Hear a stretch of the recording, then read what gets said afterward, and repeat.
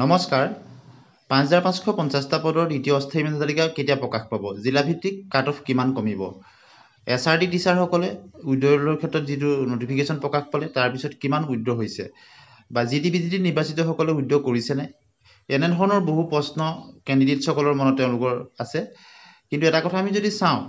GT-BGTৰ final merit list 15 তাৰিখে প্ৰকাশ পাব আপোনালোকে নিশ্চয় গম পালে অসম পুলিচৰ 10 তাৰিখে প্ৰকাশ পোৱাৰ কথা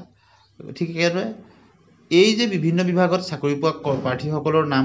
LPUBত আহিছে তেওঁলোকে ফাইনেল মেৰিট লিষ্ট প্ৰকাশ পোৱাৰ আগতে উইড্ৰ কৰিবনে যদিও কৰে কিমান শতাংশই কৰিব সেই ক্ষেত্ৰত কিন্তু কিছু ভাবিবলগীয়া কথা আছে কিয়নো ফাইনেল নামটো নহালৈকে উইড্ৰ কৰি দিয়াটো বহুত ৰিস্কি হৈ যায় গতিকে 15 তাৰিখত যদি GT-BGTৰ ফাইনেল মেৰিট লিষ্ট আহে তাৰ আগতে সেকেন্ড PLM যদি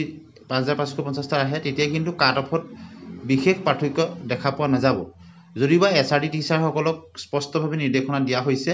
তেওঁলোকে নিশ্চয় উদ্যোগ কৰিব গতিকে কিছু কমিব কিন্তু LPৰ ক্ষেত্ৰত UPৰ ক্ষেত্ৰত কিমান কমিব পইণ্টৰ ভিতৰতে থাকিব 0.5ৰ ভিতৰতে থাকিব আপাৰ প্ৰাইমেৰীৰ ক্ষেত্ৰত 0.3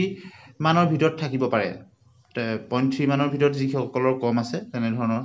2-3 ভিতৰত থকাখিনি আহিব আপাৰ প্ৰাইমেৰীৰ ক্ষেত্ৰত এটো হ'ব পাৰে বেংগলী মিডিয়ামৰ ক্ষেত্ৰতো যথেষ্ট টাফ কম্পিটিশন এবাৰ দেখা পোৱা গৈছে বেংগলী মিডিয়ামৰ ক্ষেত্ৰতো আপাৰ প্ৰাইমেৰীত 0.23 মেজত থাকিব আৰু যি LPৰ ক্ষেত্ৰত 0.5ৰ ভিতৰত থকাখিনি সেকেন্ড অস্থায়ী মেধা তালিকাৰ ক্ষেত্ৰত নাম অহাৰ সম্ভাৱনা আছে বুলি আমি ক'ব পাৰো কিন্তু ফাইনেল মেৰিট লিষ্টত 15 তাৰিখৰ পিছত যথেষ্টখিনি উইড্ৰল হ'ব যেটো GT-BGT বা অন্যান্য বিভাগত যদি তেওঁলোক ফাইনেল নামটো আহি যায় তেনেহলে তেওঁলোকে LPUBৰ পৰা নামটো উইড্ৰ কৰিব আৰু এই ক্ষেত্ৰত কম নম্বৰৰ কাৰণে কম পইণ্টৰ কাৰণে নহা প্ৰাৰ্থীসকলে তেনে ধৰণৰ নিৰ্বাচিত প্ৰাৰ্থীসকলক এইদৰে যে সেলফ উইড্ৰ কৰিব পাৰি সেই কথাটো কিন্তু তেওঁলোকে অৱগত কৰিব লাগিব আৰু এনে ধৰণৰ এৱাৰনেছৰ কাৰণে আমি ৰেগুলাৰলি ভিডিঅ' আপোনালোকৰ মাজলৈ দিছো আপোনালোকে ভিডিঅ'টো যিমান পাৰে শ্বেয়াৰ কৰিব লাইক কৰিব আৰু এনে ধৰণৰ নিৰ্বাচিত প্ৰাৰ্থীসকললৈ শ্বেয়াৰ কৰি দিব যাতে তেওঁলোকে স্বইচ্ছাৰে তেওঁলোকে যেটো এটা চাকৰি নিশ্চিত পাই যাব পাই যোৱাৰ পিছত অন্য বিভাগত চাকৰি পোৱাৰ পিছত GT-তে হওক PGT-তে হওক বা অসম পুলিচতে হওক বা অন্যান্য বিভাগত তেওঁলোকৰ ফাইনেল নাম অহাৰ পিছত LPUBৰ সেকেন্ড তেতিয়ালৈকে যদি সেকেন্ড PLM প্ৰকাশ পায় তেতিয়া সেকেন্ড PLMৰ পৰা তেওঁলোকৰ নামখিনি উইড্ৰ যাতে কৰে আৰু এতিয়ালৈকেতো প্ৰথমখন প্ৰকাশ পাইছে যাতে যতেই নহওক তেওঁলোকৰ নামটো যদি তেতিয়াও থাকে তাত তেনেহলে তেওঁলোকে যদি উইড্ৰ কৰে তেতিয়াহলে ফাইনেল মেৰিট লিষ্ট যেহেতু 20 তাৰিখত প্ৰকাশ পাব বুলি কৈছে ফাইনেল মেৰিট লিষ্টলৈ তেতিয়াহলে যথেষ্টখিনি প্ৰাৰ্থী কমি যাব আৰু পইণ্টৰ কাৰণে কিছু নম্বৰৰ কাৰণে যিসকলৰ নাম অহা নাই তেওঁলোকে উপকৃত হ'ব তেওঁলোকৰ এটা সপোন পূৰণ হ'ব শিক্ষক হোৱাৰ ক্ষেত্ৰত গতিকে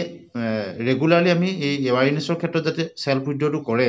তাৰ কাৰণে আমি ভিডিঅ' প্ৰস্তুত কৰিছো আপোনালোকে বন্ধু বান্ধৱীলৈ এনেদৰে নিৰ্বাচিত প্ৰাৰ্থী আপোনালোকে যাতে জনায় যে উইড্ৰৰ এটা ব্যৱস্থা এবাৰ অসম চৰকাৰে বা শিক্ষা বিভাগে কৰি দিছে এনেধৰণে উইড্ৰ কৰিব পাৰি তেতিয়া ডাবল এপইণ্টমেণ্টৰ বা ট্ৰিপল এপইণ্টমেণ্ট একজন প্ৰাৰ্থীয়ে পোৱাৰ সমস্যা নোহোৱা হ'ব আৰু কম নম্বৰ বা পইণ্টৰ কাৰণে বঞ্চিত সকলো এটা চাকৰি পোৱাৰ সপোন পূৰ্ণ হ'ব